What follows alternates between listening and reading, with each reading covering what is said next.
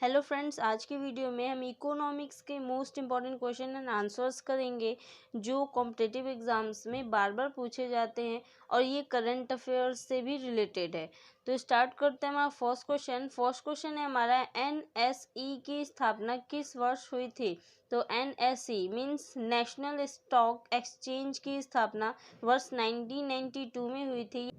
यह देश का पहला डीमैटेरियलाइज्ड इलेक्ट्रॉनिक एक्सचेंज था। इसे अप्रैल 1993 में सेबी द्वारा मान्यता दी गई थी और 1994 में परिचालन शुरू किया गया था।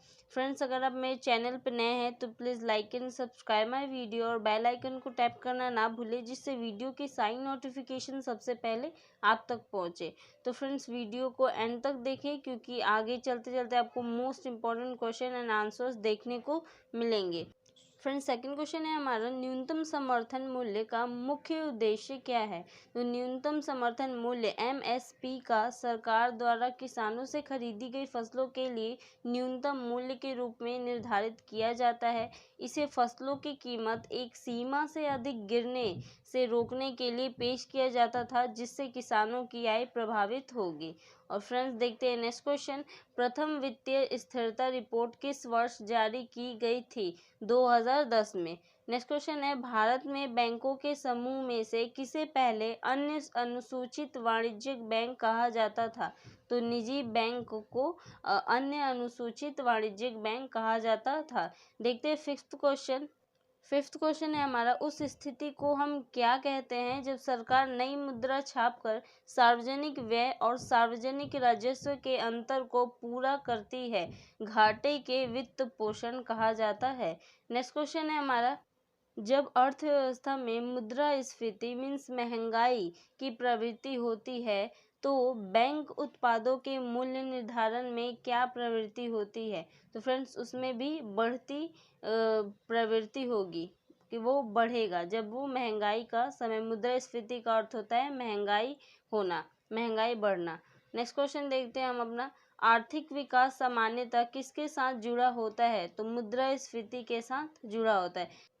8 क्वेश्चन है वैश्विक प्रतिस्पर्धात्मकता रिपोर्ट डैश द्वारा प्रकाशित की जाती है। किसके द्वारा प्रकाशित की जाती है फ्रेंड्स।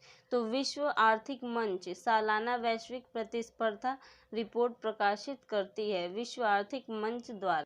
फ्रेंड्स, नेक्स्ट क्वेश्चन है हमारा कौन सा मंत्रालय भारत में सकल घरेलू उत्पाद की गणना के लिए जिम्मेदार है। जीडीपी की गणना का कार्य केंद्रीय सांख्यिकी संगठन सीएसओ द्वारा किया जाता है, जो सांख्यिकी और कार्यक्रम कार्यान्वयन मंत्रालय के अधीन है। नेक्स्ट क्वेश्चन है हमारा विभिन्न बाजार में या व्युत्पन्न रूपों में प्रतिभूतियों मुद्रा या वस्तुओं की एक साथ खरीद और बिक्री के कार्य को क्या कहा जाता है। आर्बिट्रेज कहा जाता है। नेक्स्ट क्वेश्चन है बाजार अर्थव्यवस्था का दर्जा पाने के लिए हाल ही में किस देश ने विश्व व्यापार संगठन में आवेदन किया है। तो चीन ने आवेदन किया है।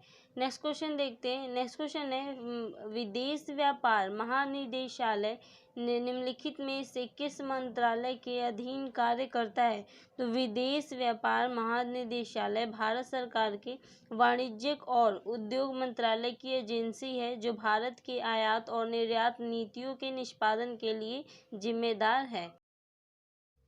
15 क्वेश्चन है हमारा यदि भारत के बाह्य वाणिज्यिक उधारों में वृद्धि हुई है, देश के बाहरी कर्ज पर क्या होगा। तो उसमें भी क्या होगा फ्रेंड्स, वृद्धि होगा। नेक्स्ट क्वेश्चन है कौन सा प्राधिकरण भारतीय रिजर्व बैंक में डिप्टी गवर्नर की नियुक्त करता है। तो केंद्र सरकार डिप्टी गवर्नर को नियुक्त करता है। नेक्स्ट क्वेश्चन देखते हैं। 17 क्वेश्चन है हमारा भारत की विदेश व्यापार नीति, जिसे निर्यात आयात नीति के रूप में भी जाना जाता है, द्वारा तैयार और कार्यान्वित की जाती है। तो विदेश व्यापार महानिदेशक द्वारा भारत की विदेश व्यापार नीति को लागू करने के लिए जिम्मेदार है मीन्स विदेश व्यापार महानिदेशक।